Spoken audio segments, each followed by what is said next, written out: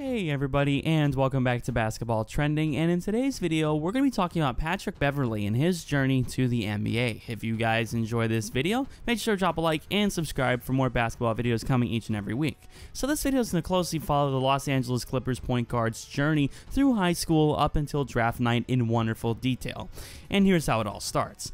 So Beverley was born to a 17-year-old single mother on the west side of Chicago, and Beverley's only real connection to his father as a young child were his old basketball trophies. He idolized and revered them, claiming early on that he wanted to twice the number of trophies that his dad received. At first, Lisa Beverley, his mother, was very hesitant about letting him on the court in competitive high school games and moved him out to the suburbs before letting Patrick play at John Marshall High School back in the inner city.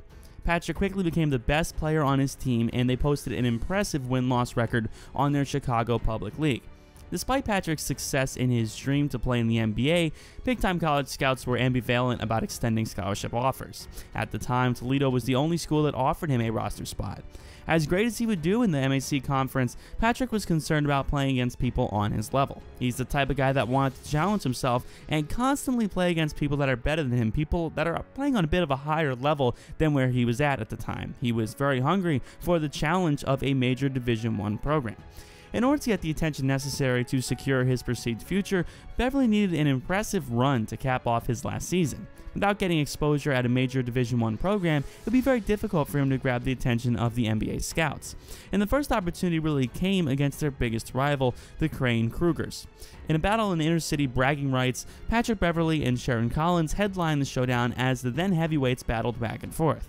Beverley dropped 33 points on the way to a second-half comeback to take home the win. After this, he continued to play amazingly in high school and overall averaged 37.3 points, #1 in the state, 6 rebounds, 6 assists, and 8 steals per game.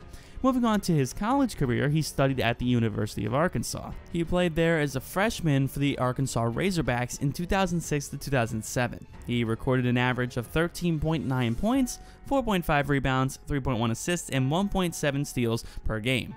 He was named the Southeastern Conference Newcomer of the Year by the AP, Associated Press, and the SEC Freshman of the Year by the league's coaches. He earned SEC All-Freshman Team honors and Second Team All-SEC honors. As a sophomore from 2007 to 2008, Beverley started in 33 out of 35 contests and led the Razorbacks in rebounds, 6.6, steals, 1.3, and three-point percentage, .378, and was second in points in total, 12.1. and third in assists at 2.4.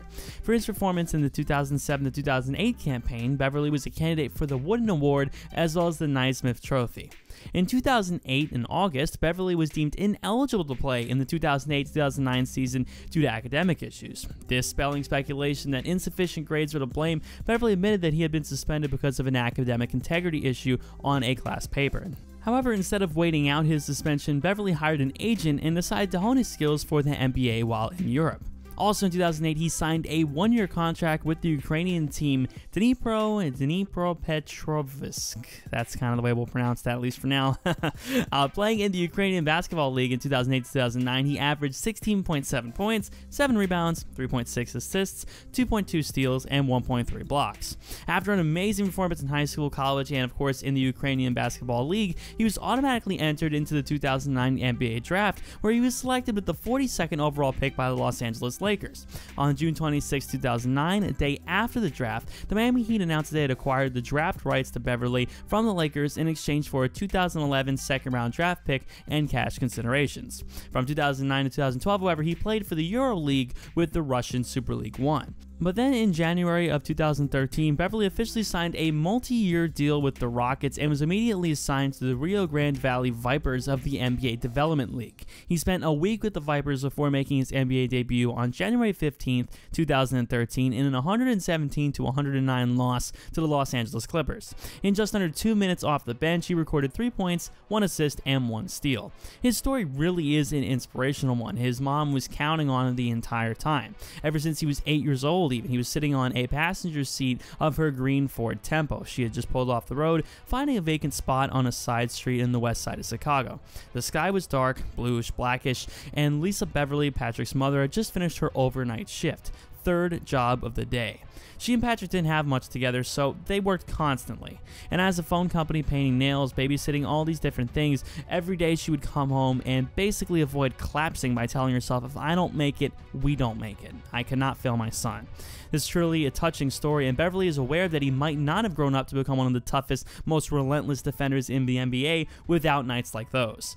That night of watching his mother hustle as she did, and exactly what Kevin Durant, Russell Westbrook, James Harden, the rest of the guys really do when they're on the court. Which leads us to talk about his play style. In Pat's own words, he says that I was the head man on the top of the press and I was just getting steals, he said.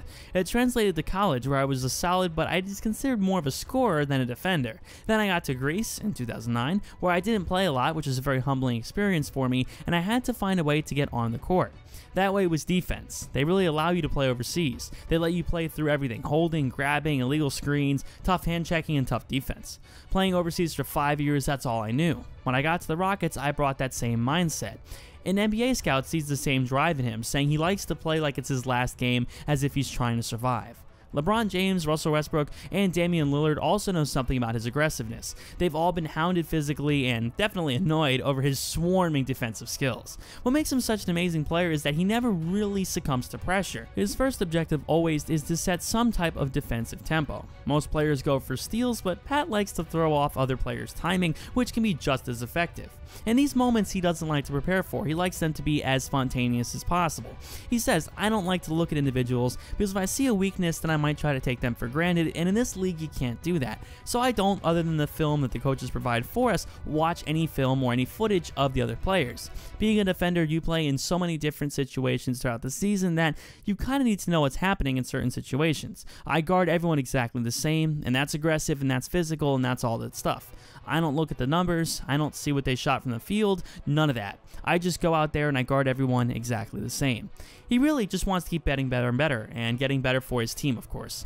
Really an incredible player, definitely a unique mindset, and again, it seems that he acquired this mindset just from being overseas, playing where the rules were definitely not as strict and definitely not nearly as enforced, doing things, like illegal screens and grabbing and all this stuff that you definitely wouldn't see over here in the United States. So because of that experience, I really do believe that this is what contributed to his playstyle like this, and even as he says, this is what gave him that mindset where he's not going to go out there and take people for granted or, be played like a fool. He's going to treat everybody with the same level of seriousness, and that sort of blindness he goes with by not looking at footage of them, not really knowing who he's up against always, kind of keeps him in a better position because he always is able to anticipate that the person he's playing against happens to be very, very good and treat them all the same. Again, man, this is just an incredible story of hard work and dedication to really get him to where he is. With that being said, everybody, thank you all so much for listening. If you guys did enjoy, make sure to drop a like and subscribe, of course, for more videos like this coming on each and every week. With that being said, this has been Basketball Trending. We'll catch you guys on the next one.